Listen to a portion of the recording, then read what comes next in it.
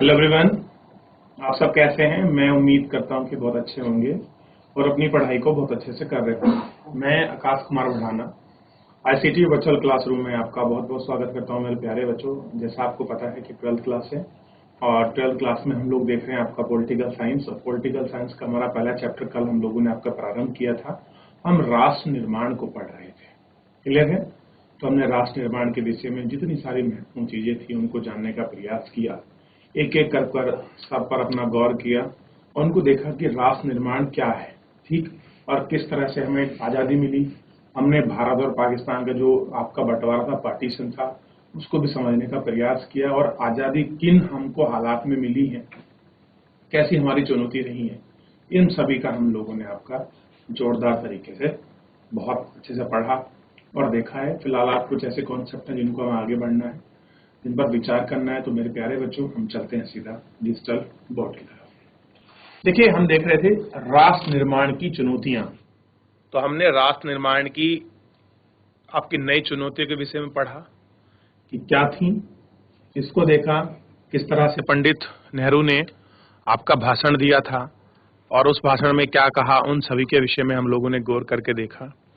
3 चुनौतियों को हमने गौर करके अपने इस लेक्चर के अंतर्गत पढ़ने का प्रयास किया और बहुत सारी चीजों को हमने एक एक करके गौर किया। सब चीजों को हमने इन पर देख लिया, ठीक। पंडित जवाहरलाल नेहरू ने जो आपके मुख्यमंत्री ने जो पत्र लिखा उसके विषय में, विभाजन, पुनर्विस्थापन और प्रकाश की प्रक्रिया को हमने पढ़ा कि विभाजन की क्या प्रक्रिया थी। इस विभाजन की हमने आपकी पूरी प्रक्रिया को ढूंढा, देखा। राष्ट्र निर्माण की जो आपकी चुनौतियां थी उनको देख लिया और विभाजन के जो परिमाण हुए, जो रिजल्टेंट थे, उसको भी हमने देखा, ठीक। इन्हीं सबको देखने के बाद हमने एक एक करके हमने सारी चीजों को देखा। आज हमको जो है, कल हम लोग आपका यहाँ तक जो था अपना पढ़ चुके थे, आज हमें यहाँ से आगे पढ़ना है और गौर करके हमें जो महत्वपूर्ण चीजें हैं उनको गौर करके देखना है। देखिए, प्रशासनिक मुश्किल और वित्तीय कठिनाई के अतिरिक्त विभाजन के साथ कुछ और ज्यादा गहरे मुद्दे जुड़े थे। भारत के नेता द्विराष्ट्र सिद्धांत में यकीन नहीं रखते थे। कह रहे भारत के जो आपके नेता थे वो 2 राष्ट्र आपके सिद्धांत की परिकल्पना जो थे वो उसमें यकीन नहीं रखते थे। बहरहाल, विभाजन तो धर्म के आधार पर ही था। क्या इस विभाजन में भारत अपने आप एक हिंदू राष्ट्र बन गया? अब कह रहे कि जब विभाजन इस आधार पर हुआ कि हिंदू और मुस्लिम कंट्री बन रही हैं, तो क्या भारत आपके हिंदू राष्ट्र बना? तो आप मुझे बताइए। विभाजन के दौरान बड़ी संख्या में मुस्लिम आबादी पाकिस्तान चली गई। इसके बावजूद 1951 के वक्त भारत की कुल आबादी में 12% मुसलमान थे। ऐसे में सवाल यह है कि भारत ने अपने मुसलमान नागरिकों तथा दूसरे नागरिकों को अल्पसंख्यक मिश्रण सिखाई, बौद्ध, पारसी और यहूदी के साथ कैसे बर्ताव करेंगे। अब देखिए, हमारे पास कुछ ऐसी धर्म समूह बचे जो संख्या में हिंदुओं की तुलना में कम थे, तो वो क्या हो गए? अल्पसंख्यक। उन अल्पसंख्यकों को किस तरह रहना है, किस तरह देखना है, इन सभी चीजों के साथ बहुत सारे मुद्दे आपके जुड़े हुए थे। इन संघर्षों के साथ प्रतिस्पर्धा, राजनीतिक हित जुड़े थे। मुस्लिम लीग का गठन मुख्य रूप से औपनिवेशिक भारत में मुसलमान के हित की रक्षा के लिए हुआ था। कैसे हुआ था? उनकी हित की रक्षा के लिए। मुस्लिम लीग मुसलमानों के लिए अलग राष्ट्र की मांग करने पर एतबार में अग्रणीय थी। ठीक इसी तरह कुछ और संगठन भी थे जो भारत को हिंदू राष्ट्र बनाने के लिए हिंदुओं को लामबंद करने की कोशिश कर रहे थे। बहरहाल, भारत में कौमी सरकार के अधिकतर नेता सभी नागरिकों को समान दर्ज देने पर हामी थे। क्या कह रहे थे कि भारत की जितनी भी सारी कौम है उनको समान अधिकार मिलना चाहिए। इस विषय में सब लोग आपके टिके हुए थे। चाहे नागरिक किसी भी धर्म का हो, वे भारत को एक ऐसे राष्ट्र के रूप में नहीं देखना चाहते जहां किसी एक ही धर्म के अनुयायी या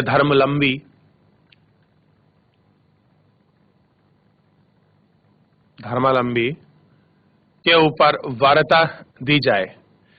किसी एक धर्म के विश्वासी के मुकाबले बाकियों को हीन समझा जाए। वे मानते थे कि नागरिक चाहे जिस धर्म को मानते हो, उसका दर्जा बाकी नागरिकों के बराबर होना चाहिए। नागरिकता की कसौटी धर्म नहीं बनाना चाहिए। हमारे नेता धर्मनिरपेक्ष राज्य की आदर्श हिमायती थे। उनके साथ आदर्श का अभिव्यक्ति संविधान में हुई। कैसी हुई उनकी अभिव्यक्ति? आपका उनके संविधान में हुई।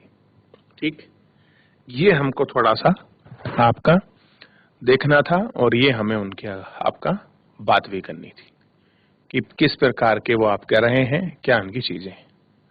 ठीक है, ध्यान रहेगा। इसी पर हमें गौर करना था और इसी पर हमें देखना था। अब देखिए क्या गौर किया है। गरम हवा। सलीम मिर्जा आगरा में रहते थे। थोड़ा जूम कर लेता हूं ताकि आपको अच्छे से पढ़े। सलीम मिर्जा आगरा में रहते थे और जूते का व्यवसाय करते थे। विभाजन के बाद सलीम अपने ही लोगों की बीच अजनबी बन जाते हैं। विभाजन के बाद बदले माहौल में सलीम अपने आसपास की दुनिया से संबंध नहीं बैठा पाते। धीरे धीरे उनका व्यवसाय चौपट होने लगता है। देश की दूसरी तरफ से आए एक और शरणार्थी परिवार उनके पुश्तैनी मकान पर कब्जा कर लेते हैं। घटनाओं की इस घमाघमी में सलीम की बेटी की मौत को गले लगा लेती है, लेकिन सलीम फिर भी उम्मीद नहीं छोड़ते। उन्हें यकीन था कि हालात दोबारा सामान्य हो जाएंगे। सलीम ने इस सोच के साथ परिवार भले ही इत्तेफाक नहीं रखते, परिवार के कई सदस्यों ने पाकिस्तान जाने का फैसला कर लिया। सलीम पाकिस्तान जाने के लिए बेबस और भारत में रहने की इच्छा में फंस गया है। सलीम की कहानी के सामने एक निर्णायक क्षण था कि जब वह छात्रों के एक जत्थे को सड़क से गुजर रहा हुआ देखता है तो आंदोलनकारी छात्र सरकार के बेहतर सुविधाओं को लेकर मांग कर रहे थे। छात्रों ने इस जत्थे में सलीम का बेटा सिकंदर भी शामिल था। अपनी आपकी राय में मिर्जा सलीम के अंत फिल्म में क्या देखा होगा ऐसी परिस्थिति की बताइए। अब देखिए एक फिल्म आई है सलीम मिर्जा, निर्देशक आपको मिलेगा, पटकथा किसने लिखी है, अभिनय किसने किया है और कौन कौन उसमें सहायक है, ये आपको पूरी जानकारी इसमें मिल जाएगी। लेकिन उसके साथ हम लोग कुछ देखते हैं। इसी के साथ हमको देखना है महात्मा गांधी की शहादत के विषय में पढ़ना है। ठीक, ये राष्ट्र इसीलिए राष्ट्र नहीं बना, इसमें बहुत सारे लोगों का बलिदान है। आइए देखते हैं। महात्मा गांधी 15 अगस्त 1947 के दिन आजादी के जश्न में भाग नहीं लिया। ये आपको पता होना चाहिए। जिस दिन हमारा देश आजाद हुआ उस दिन महात्मा गांधी जश्न का हिस्सा नहीं थे, ये आपको पता होना चाहिए। वो उस दिन कहां नहीं थे? आपके जश्न में नहीं थे। ठीक, ये पता होना।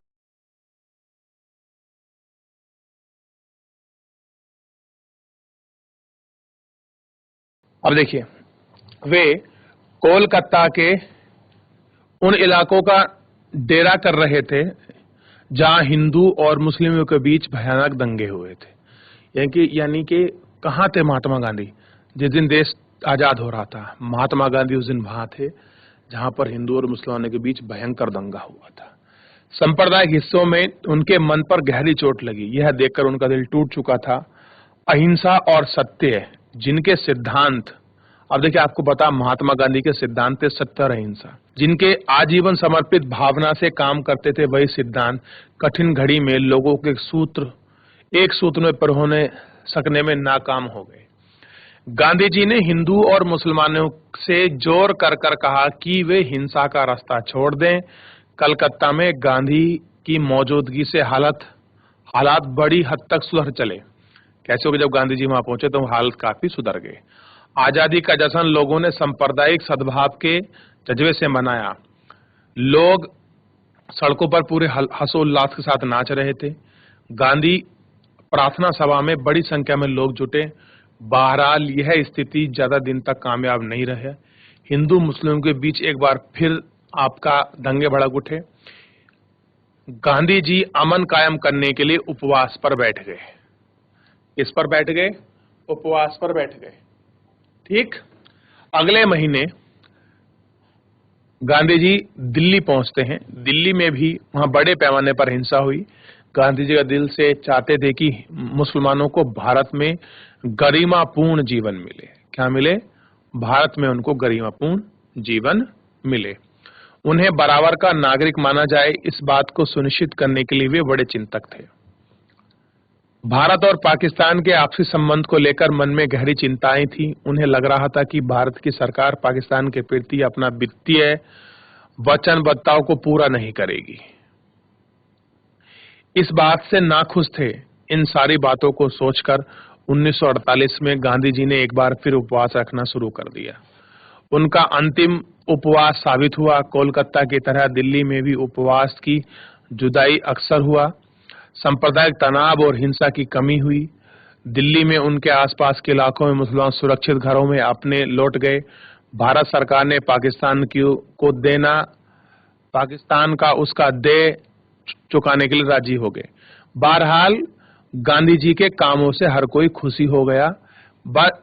ऐसी बात नहीं थी कि हिंदू और मुस्लिम दोनों संप्रदाय अतिवादी अपनी स्थिति में गांधी जी का दोष मढ़ रहे थे।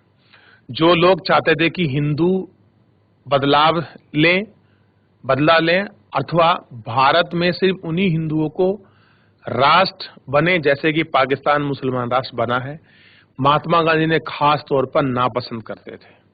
अब देखो, कुछ लोग ये कहते थे कि जिस तरह पाकिस्तान मुसलमान राष्ट्र बना है उसी तरह भारत क्या बन जाए, हिंदू राष्ट्र बन जाए। तो जिनकी सोच ऐसी थी वो महात्मा गांधी को पसंद नहीं करते थे। ठीक, इन लोगों ने आरोप लगाया कि गांधी जी मुसलमान और पाकिस्तान के हित का काम कर रहे हैं। गांधी जी मानते थे कि लोग गुमराह हैं। उन्हें इस बात का पक्का विश्वास है कि भारत को सिर्फ हिंदू देश बनाने की कोशिश की गई तो भारत बर्बाद हो जाएगा।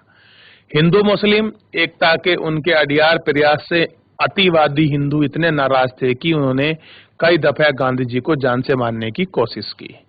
क्या की? जान से मारने की कोशिश की। इसके बावजूद गांधी ने सशस्त्र सुरक्षा हासिल करने से मना कर दिया। अपनी प्रार्थना सभा में हर किसी से मिलना जारी रखा। आखिरकार 30 जनवरी 1948 के दिन एक ऐसा हिंदू अतिवादी नाथूराम गोडसे विनायक, कौन?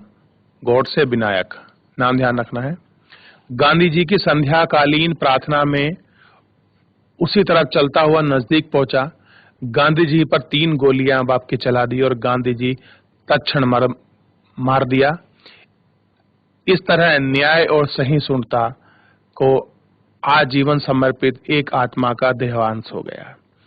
गांधी जी की मौत का देश के सांप्रदायिक माहौल को मानो जुदा का असर हुआ। विभाजन से क्रोध, हिंसा अचानक मंद पड़ गई। भारत सरकार ने सांप्रदायिक हिंसा फैलाने वाले संगठनों को मुकेश कसा। राष्ट्रीय स्वयंसेवक संघ जैसे संगठनों को कुछ दिन के लिए प्रतिबंध कर दिया गया और संप्रदाय राजनीति पर आपका जोर देने लग गए, घटाने लग गए। ठीक, अब देखिए, ये उसी दिन की फोटो है जिस दिन अखबार में न्यूज छपी थी। ठीक, देखिए किस तरह से भीड़ आपकी जुटी हुई है। तो इस तरह से क्या हुआ आपका, ये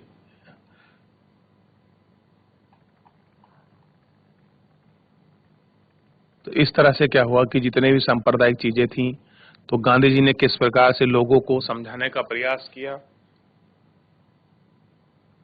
आप इसको देख सकते हैं, महसूस कर सकते हैं कि क्या स्थिति वहां बनी रही और क्या चीजें थी। ठीक है मेरे प्यारे बच्चों, ये आपको ध्यान रखना है।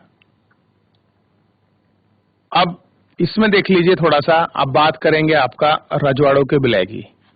तो रजवाड़ों का विलय कैसे हुआ, इसके विषय में थोड़ा सा हम लोगों को देख लेना चाहिए और आपको पढ़ लेना भी चाहिए कि आखिरकार रजवाड़ों का विलय जो है वो कैसे हुआ। ठीक है, चलिए अभी फिलहाल जितना हमने पढ़ा है उसमें से कुछ पूछना हो, किसी का कोई डाउट हो, कोई चीज आपकी समझ नहीं आई हो मेरे प्यारे बच्चों, आप मुझसे पूछ सकते हैं।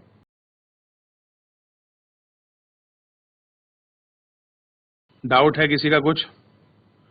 कोई चीज समझ नहीं आई हो? ब्रिटिश इंडिया दो हिस्सों में था। एक हिस्से में ब्रिटिश प्रभुत्व वाले भारतीय प्रांत थे, दूसरे हिस्से में देसी रजवाड़े थे। अब भारत में जो आपके रजवाड़े थे, जो स्वतंत्र आपके प्रांत थे, जो राजा महाराजाओं के शासन थे, उनका भारत में किस प्रकार विलय हुआ? ठीक, तो ब्रिटिश इंडिया कितने हिस्से में था? दो में। एक वो था जहां ब्रिटिश प्रांत अधीन थे, दूसरे क्या थे? देसी रजवाड़े थे। ब्रिटिश प्रभुत्व वाले भारतीय प्रांतों पर अंग्रेजी सरकार का सीधा नियंत्रण था। दूसरी तरफ छोटे छोटे आकार वाले कुछ और राज्य थे, इन्हें रजवाड़ा कहा गया। क्या कहा गया? रजवाड़ा कहा गया। रजवाड़ों पर राजाओं का शासन था। अंग्रेजों ने ब्रिटिश राज के अधीन कहेगी सर्वोच्च सत्ता सरकार स्वीकार रखते हैं। इसके अंतर्गत वे अपने राज्य में घरेलू मामलों पर शासन चलाते थे। अंग्रेजी प्रभुत्व के अंतर्गत आने वाले भारतीय समाज एक तिहाई हिस्से में रजवाड़े कायम थे। प्रत्येक 4 भारतीयों में एक ही किसी न किसी रजवाड़े की प्रथा थी। क्या थी? किसी न किसी प्रकार की एक रजवाड़े की आपकी प्रथा थी। समस्या, आजादी के तुरंत पहले अंग्रेजी शासन ने घोषणा की कि भारत पर ब्रिटिश प्रभुत्व के साथ ही रजवाड़े भी ब्रिटिश अधीनता से आजाद हो जाएंगे। इसका मतलब यह था कि सभी रजवाड़े, या कह सकते हैं रजवाड़ों की 565 की संख्या ब्रिटिश राज समाप्ति के साथ ही कानूनी तौर पर आजाद हो जाएंगे। अंग्रेजी राज के नजरिए में यह था कि रजवाड़े अपनी मर्जी से चाहे तो भारत सरकार या पाकिस्तान में शामिल हो सकते हैं, या फिर स्वतंत्र अस्तित्व बनाए रख सकते हैं। क्या सकते हैं? वो अपने आप में फ्री रह सकते हैं। उनकी मर्जी है कि वो भारत में जाना चाहें या आपका पाकिस्तान में शामिल होना चाहें। वो उसके लिए बिल्कुल क्या थे? स्वतंत्र थे। फ्री रखा गया भारतीय रजवाड़ों को। अब ये सबसे बड़ी समस्या हो गई। समस्या क्या हो गई? अब उनको बिल्कुल फ्री कर दिया गया कि आपकी इच्छा है कि आप भारतीय रियासत, आप भारतीय जो आपका देश बनना है, राष्ट्र बनना है, आप उसमें शामिल होना चाहते हो कि आप इंडिविजुअल रहना चाहते हो, ये चीज आपके ऊपर डिपेंड करेगी। अब ऐसे में क्या हो गया? थोड़ी जो समस्या थी वो आपकी पैदा हो गई। ठीक, अब देखिए क्या पैदा हो जाती है। भारत अथवा पाकिस्तान में शामिल होने के लिए स्वतंत्र हैसियत बनाए रखने का फैसला। अब बिल्कुल तुम स्वतंत्र हो, किस तरह से बनाए रखते हो। ठीक, यह फैसला लेने का अधिकार राजाओं को दिया गया था। यह अपने आप में गंभीर समस्या थी कि इससे अखंड भारत में अस्तित्व पर खतरा मंडरा रहा था। क्या हो रहा है?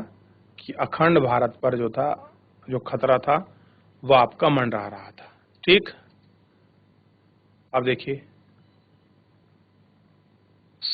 समस्या ने जल्द ही अपने तेवर दिखाने शुरू कर दिए। सबसे पहले त्रावणकोर के राजा ने अपने राज्य को आजाद करने की घोषणा की। किसने की? कि आपका सबसे पहले शासक थे आपका त्रावणकोर के राजा। उन्हें क्या रखा कि मैं अपने राज्य को आजाद रखने की घोषणा। अगले ही दिन हैदराबाद के निजाम ने भी घोषणा कर दी। मसलन भोपाल के नवाब ने भी संविधान सभा में शामिल होने के लिए नहीं होना चाहते थे।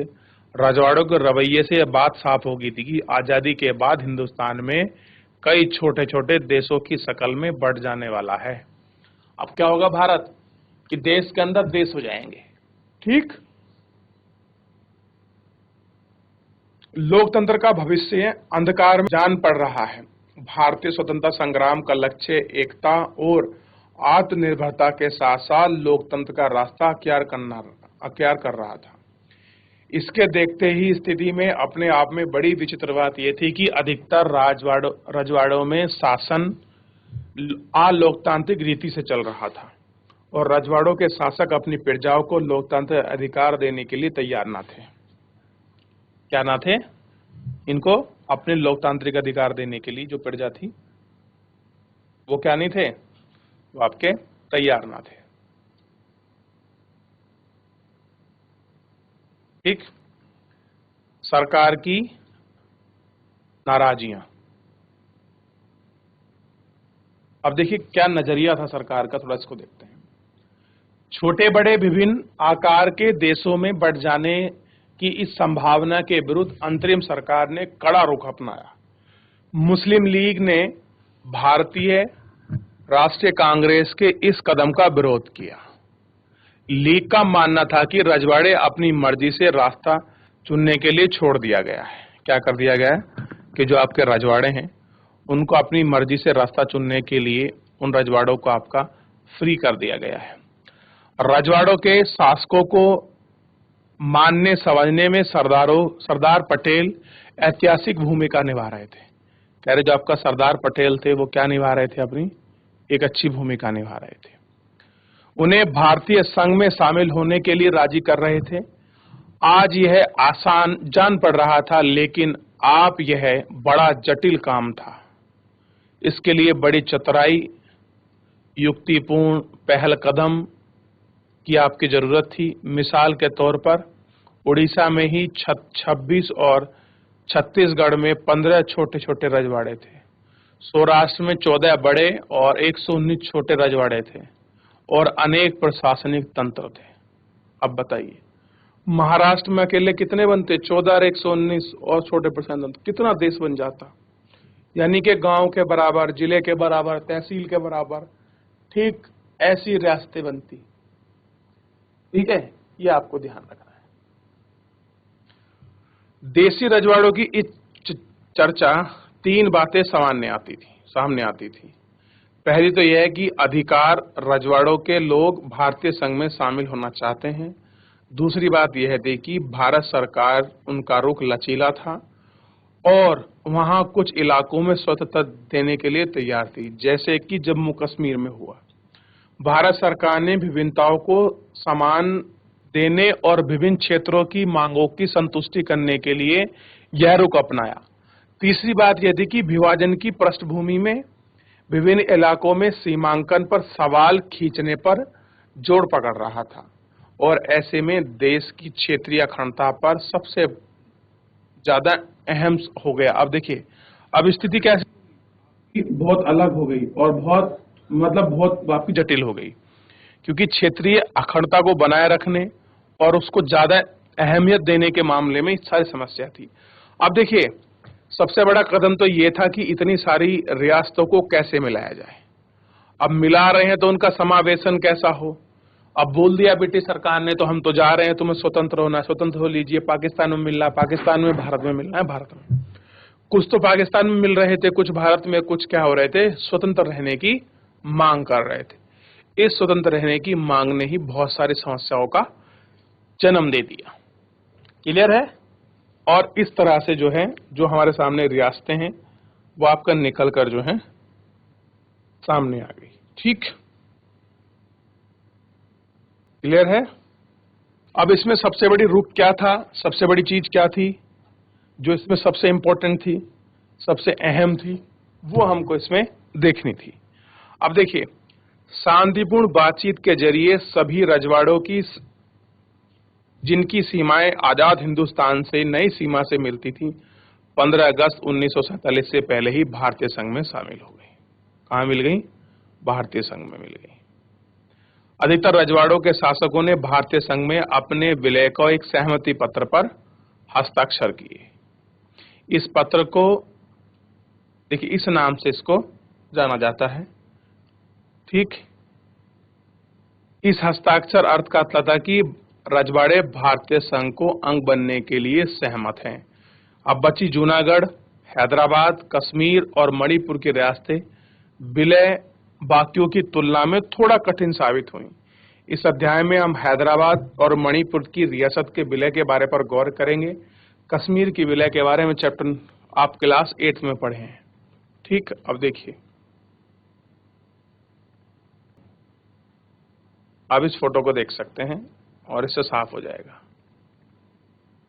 देखिए आप लोगों ने, देखिए सरदार पटेल के साथ हैदराबाद के निजाम, ये हैदराबाद के निजाम, ठीक, ये है सरदार पटेल। चलिए कुछ हैदराबाद के विषय में पढ़ लेते हैं, लेकिन सबसे पहले हम सरदार पटेल का एक बार जीवन परिचय पढ़ लेते हैं। सरदार वल्लभ भाई पटेल कौन?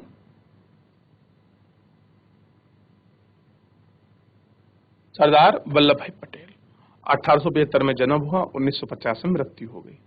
आजादी के आंदोलन के नेता, कांग्रेस के नेता, महात्मा गांधी के अनुयायी, स्वतंत्र भारत के उप प्रधानमंत्री और प्रथम गृह मंत्री, देशी रियासतों को मिलाने में महत्वपूर्ण भूमिका निभाई, मौलिक अधिकार, अल्पसंख्यक और प्रांतीय समिति के संविधान के सभा के महत्वपूर्ण समितियों के आपके सदस्य भी रहे। यानी कि कुल मिला के जिम्मेदार पद थे और जहां भी थे अपने काम कुशल के लिए बड़े फेमस थे। अब देखिए हैदराबाद को थोड़ा देखते हैं। हैदराबाद की रियासत बहुत बड़ी थी। यह रियासत चारों तरफ से हिंदुस्तानी इलाके से घिरी थी। पुराने हैदराबाद के कुछ हिस्से में आज के महाराष्ट्र तथा कर्नाटक और बाकी हिस्से आंध्र प्रदेश में आते हैं। कह रहे जो पुराना हिस्सा है, कुछ पुराने हिस्से की अगर बात करें तो कुछ हैदराबाद का महाराष्ट्र में लगता है वर्तमान में, कुछ कर्नाटक में लगता है और कुछ आंध्र प्रदेश में। हैदराबाद के शासक को निजाम कहा जाता था। वह दुनिया में सबसे दौलतमंद लोगों में शुमार थे। ध्यान देना है बच्चों ये बात, जो निजाम थे क्या थे, दुनिया के सबसे दौलतमंद लोगों में शुमार थे। निजाम चाहता था कि हैदराबाद की रियासत को आजाद रियासत का दर्जा मिल जाए। निजाम ने सन 1947 में नवंबर को भारत के साथ यथावत बहाल रखने का समझौता रखा। यह समझौता 1 साल के लिए था। इस बीच भारत सरकार ने हैदराबाद के निजाम से बातचीत जारी रखी। इस दौरान हैदराबाद की रियासत के लोगों के बीच निजाम के शासन के खिलाफ एक आंदोलन ने जोर पकड़ लिया। तेलंगाना के इलाके में किसान निजाम के दमनकारी शासन के से क्या थे, आपके दुखी थे। वे निजाम के उठ खड़े हुए और क्या हो गए, वो आपके निजाम के खिलाफ खड़े हो गए। महिलाएं निजाम के शासन में सबसे ज्यादा जुल्म का शिकार हुई। महिलाएं भी बड़ी संख्या में इस आंदोलन में जुड़ चुकी। हैदराबाद शहर में इस आंदोलन का गढ़ बन गया। कम्युनिस्ट और हैदराबाद कांग्रेस इस आंदोलन की अग्रिम पंक्ति में थी। आंदोलन को देख निजाम के लोगों ने खिलाफ एक अर्धसैनिक बल का रवाना किया। इसे राजकार कहा गया। रजाकार अव्वल दर्जे के सांप्रदायिक और अत्याचारी थे। रजाकारों ने गैर मुसलमानों को अपना निशाना साध बनाया और रजाकारों ने लूटपाट, भारी तबाही मचाई और हत्या तथा बलात्कार पर उतारू हो गए। 1948 में सितंबर में भारतीय सेना निजाम के सैनिकों पर काबू पाने के लिए हैदराबाद पहुंची। कहां पहुंच गई? हैदराबाद। और कुछ रोज तक रुकी रही, लड़ाई चलती रही। इसके बाद निजाम ने आत्मसमर्पण कर दिया। निजाम के आत्मसमर्पण के साथ ही हैदराबाद का भारत में विलय हो गया। कहां मिल गया विलय? भारत में। मणिपुर को देखते हैं। मणिपुर आजादी के बाद चेंद रोज मणिपुर नामक एक महाराजा बोधचंद्र ने भारत के साथ भारतीय संघ में अपनी रियासत के विलय करने के लिए सहमति पत्र पर हस्ताक्षर किए थे। इसकी एवज में उन्होंने आश्वासन दिया कि मणिपुर की आंतरिक स्वायत्तता बरकरार रहेगी। जनमत को दबाव में महाराजा ने 1948 में जून में चुनाव कराए। इस चुनाव के फलस्वरूप मणिपुर के रियासत में संवैधानिक राजतंत्र कायम हुआ। मणिपुर भारत का पहला भाग है जहां सार्वभौमिक मताधिकार सिद्धांत को अपनाकर चुनाव हुआ। कहां हुआ? सबसे पहले मणिपुर रियासत में। ठीक। मणिपुर की विधानसभा में भारत में विलय के सवाल पर गहरे विवाद थे। मणिपुर की कांग्रेस चाहती थी कि इस रियासत को भारत में मिलाया जाए, जबकि दूसरी राजनीतिक पार्टियां इसके खिलाफ थी। मणिपुर के निर्वाचित विधानसभा के परामर्श के बगैर भारत सरकार ने महाराजा पर दबाव डाला कि वे भारत संघ में शामिल होने के समय झोलते हो पर हस्ताक्षर करें। भारत सरकार को इसके फैसले सफलता मिली। मणिपुर में इस कदम के लिए लोगों ने क्रोध और नाराजगी की भावना पैदा हुई। इसका असर आज तक देखा जा रहा है। क्या देखा जा रहा है? कि उस क्रोध और भावना की जो चीजें थी, जो सरकार ने आपका क्या किया, प्रेशर के साथ चीज किया। ठीक। नाना उठ जाइए महाराज, मुझे बस यही दे दीजिए, इसी से काम हो जाएगा। विदेशी मामले, प्रतिरक्षा और संचार। ठीक। ये कौन है? रियासत की जनता। तो आप देखेंगे कैसे ये सारी स्थिति आपकी उठ खड़ी हुई थी और क्या उस समय की स्थिति आपका बनी रही। अब थोड़ा सा पीछे देखिए, जो आपका राज्य का पुनर्गठन है, इनको हम बाद में देखेंगे। लेकिन उससे पहले जितना हमने पढ़ा है, इसमें कुछ पूछना हो, कुछ किसी का डाउट हो, कोई चीज आपको समझ नहीं आ रही हो, मेरे प्यारे बच्चों, आप मुझसे एक बार लाइव जुड़कर चैट के माध्यम से पूछ सकते हैं। आप सबसे पहले छोटी छोटी जो आपकी प्रांतें हैं उनको देखना है। अब देखिए कितनी रियासतें हैं, इस रियासत में सबसे बढ़िया इमेज आपको मिलेगी, देख लीजिए। ये है मैसूर, ठीक, और हैदराबाद के निजाम की ये स्थिति है। अब देखिए, अब ये पाकिस्तान वाला प्रांत है। अब ये जो रेड रेड बिंदु हैं, ये तो आपके हमारी सीमा है। अब देखिए, एक पंजाब हमारे पास भी है, एक पंजाब इनके पास भी है, ठीक। और पंजाब का जो अधिकतर उपजाऊ भाग है वो वर्तमान में पाकिस्तान के पास है। देख रहे हैं आप? चलिए ध्यान दीजिए, कुछ पूछना है तो आप पूछ लीजिए मेरे प्यारे बच्चों। चलिए, अगर आपका डाउट नहीं है, कोई कमेंट नहीं है, तो मेरे प्यारे बच्चों, आज हमने थोड़ा समझा कि किस तरह रियासतों का विलय हो रहा था, कितनी बड़ी समस्या हमारे सामने आ खड़ी थी, कैसे सांप्रदायिक दंगे हो रहे थे और महात्मा गांधी ने कैसे उनके निपटारन की कोशिश की। तो फिलहाल आज के लिए इतना ही, मिलते हैं नेक्स्ट लेक्चर में। तब तक अपना ध्यान रखिए, स्वस्थ रहिए, अपनी पढ़ाई को बहुत अच्छे से करते रहिए। मुझसे जुड़ने के लिए आपका बहुत बहुत धन्यवाद।